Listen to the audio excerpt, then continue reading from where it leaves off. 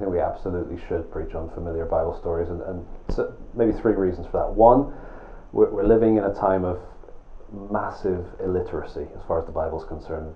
People just don't have the general knowledge, certainly in my culture, that they would have had even 20, 30 years ago of the Bible. And so if you start preaching a story from the Bible and say, oh, you all know this story, you're probably going to offend some people, because they're sitting there saying, I don't know the story.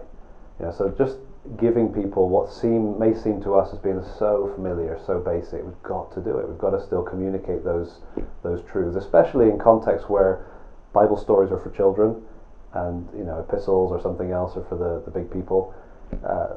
You need to remind adults of the stories. God gave us a lot of narrative. So biblical illiteracy, whether it's within the church or just in culture in general, means we should preach familiar. Re-experiencing the impact. Stories are not just little pithy anecdotes. They're there for a purpose. They communicate something. They do something.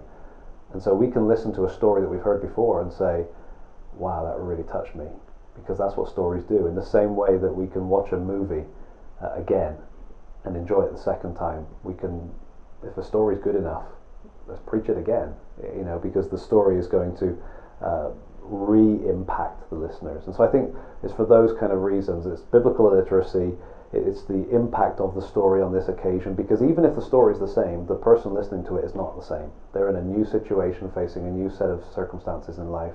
And even if everything feels the same, just that re-experiencing, sort of the satisfaction or the thrill or the draw or the tension of a story is what God gave us stories for. And so we should be preaching the familiar ones, the unfamiliar ones, again and again.